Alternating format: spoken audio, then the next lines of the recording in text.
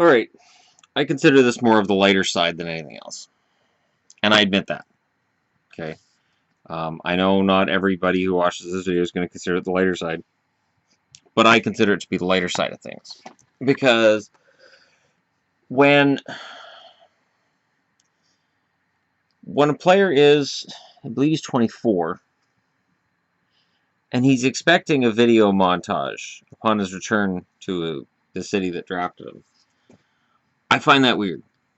So Ryan Johansen was upset that when he went back to Columbus, they didn't have a video tribute ready for him.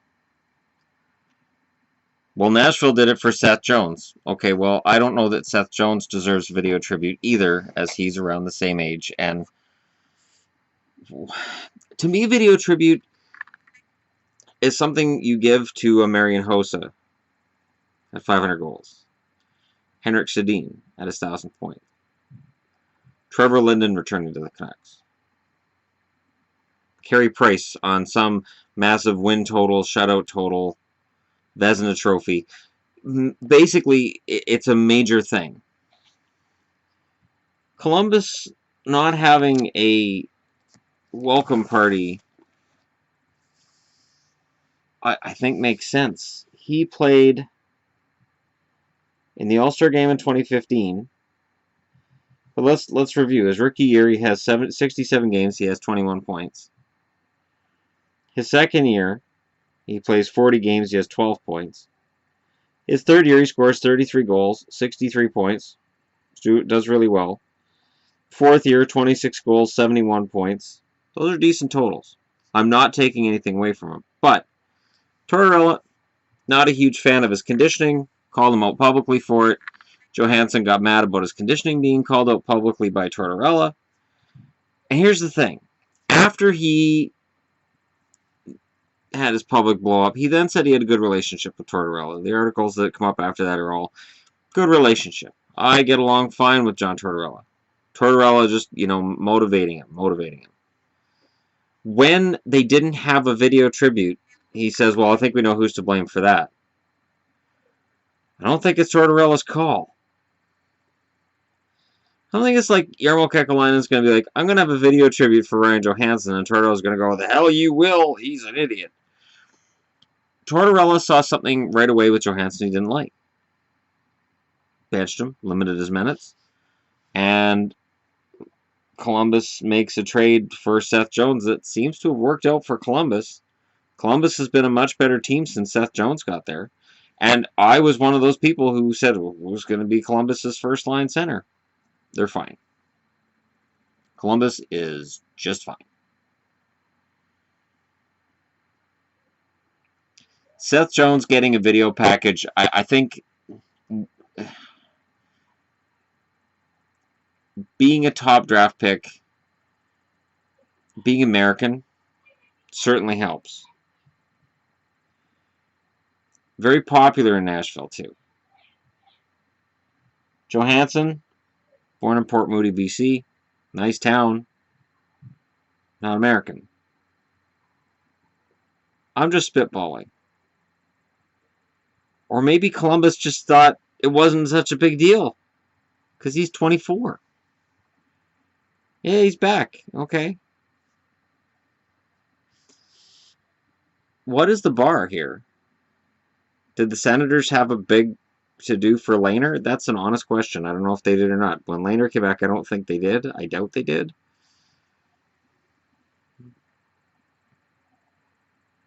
Luongo's first game against the Canucks in Vancouver. Did they do a big video tribute to Luongo? I think they did. It's weird.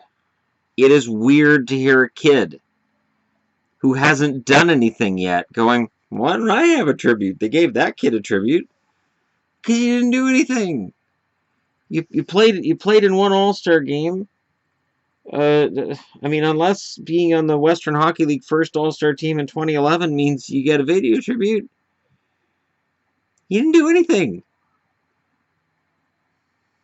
To me, okay, of current players on teams I cheer for, video tributes. They would do a video tribute in Boston for Bergeron, for Chara. Probably Rask. I know people are saying Marchand, but I really don't think they would. Maybe. Marchand's a maybe. But, you know, I don't see it. I don't. I don't think Johnny Boychuk had a video tribute when he went back to Boston, and he bled and sweat for that city for ages. I just find it strange. Am I alone? Am I the only one that finds this a really, really weird thing for a player to get hung up on? And he says, I'm a little disappointed. Okay. Did the interviewer lead him there? Was this an interviewer saying, well, you know, they had one for Seth Jones. Do you wish they had one for you? And him going, yeah, I'm a little disappointed they didn't.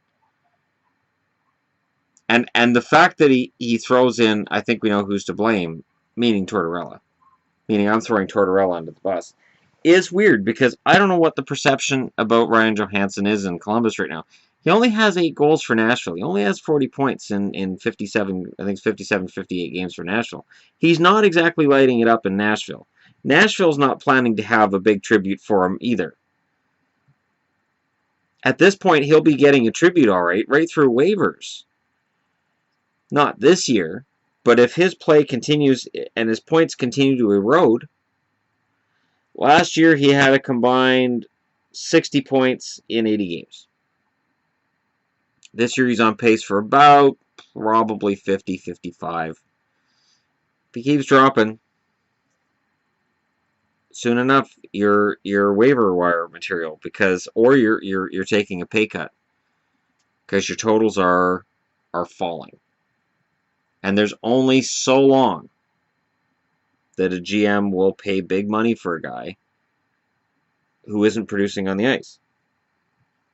And he's not. Sorry, my ear started ringing there. Strange. Does that mean somebody's talking about me or something? I don't know. But yeah, so, honestly, and again, this is kind of the lighter side, because I heard that. Somebody at work walks up to me and goes, did you hear that Ryan Johansen's upset that they didn't have a tribute for him when he went back to Columbus? And I said, for what? For all those playoff runs they went on? He played 6 playoff games, had 6 points in 2014, and, yeah, that's it. He played in the playoffs for Nashville last year. 14 games, 8 points. It's okay. It's okay. So yeah, but again, sorry I had a bit of a distraction with the cats there. If I'm wrong, tell me where I'm wrong. Because I just don't see it. I don't see it. I see a player here who's very young.